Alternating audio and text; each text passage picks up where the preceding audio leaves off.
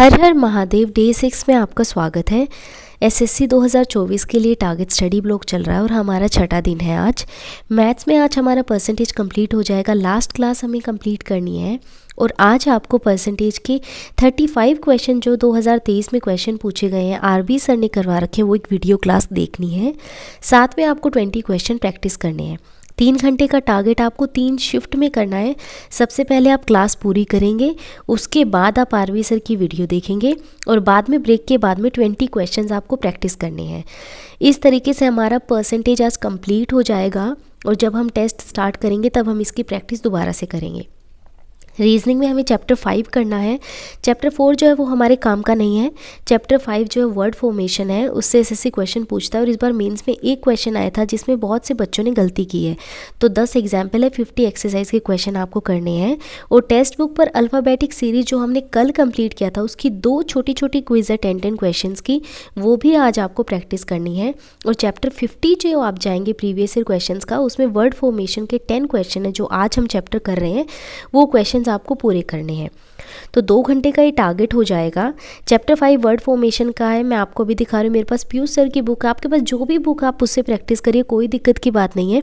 पर चैप्टर आपको word formation ही आज करना है। तो 10 एग्जाम्पल दे रखे हैं और बाद में छोटी छोटी 50 क्वेश्चंस दे रखे हैं।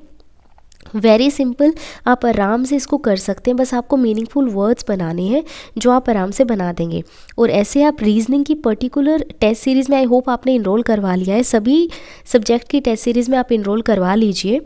और इसके बाद में आप जब जाएंगे तो चैप्टर आप देखेंगे, जो चैप्टर टेस्ट है 5th और 6th है, अल्फ़ाबेटिकल सीरीज़ का है, ये आपको कंप्लीट करना है। और 50 नंबर जो है वर्ड फॉर्मेशन का है, इसको आप पूरा कर लेना। पूरा करने के बाद एनालिसिस करना मैंडेटरी है।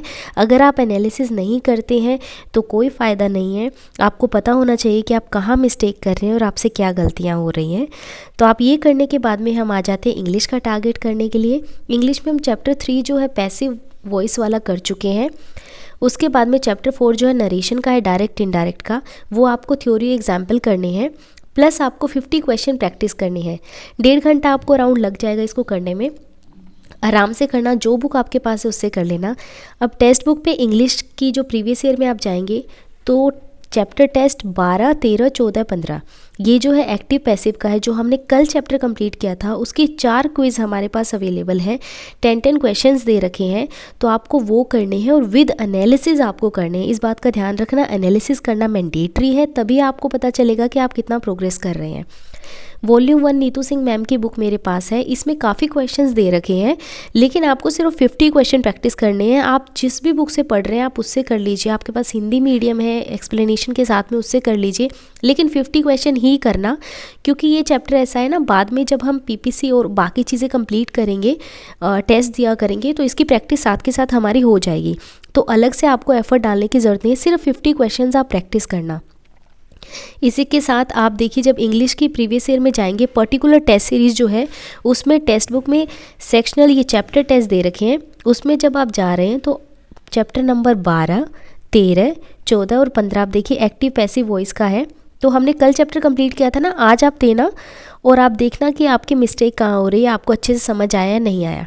इस तरीके से ये कंप्लीट करने के बाद हम आ जाते हैं वोकैब वाले पार्ट में। हर रोज़ के हम 20 वर्ड्स करते हैं, 10 वन वर्ड सब्स्टिट्यूशन करते हैं और 10 इडियम्स करते हैं। 6-3 है, यानी कि 120 आपके वर्ड हो जाएंगे। 60 + 60 का सेट हो जाएगा। पहले वाले रिवाइज करते रहना साथ के साथ, और नए वाले जो है विद एग्जाम्पल करना, और एक दिन पहले वाले के एग्जाम्पल भी आपको रीड करने हैं।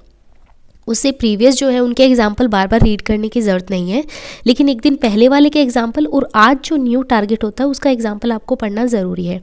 तो 120 आपकी वोकैब हो गई है, 10 आपके वन वर्ड सब्स्टिट्यूशन के, 60 और 60 आपकी ये हो गए। 3.5 घंटे में इंग्लिश का टारगेट कंप्लीट होगा।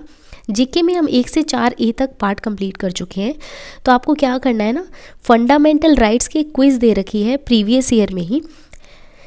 क्विज़ नंबर 8 है, आपको जीके की टेस्ट सीरीज़ में इनरोल करवाना है।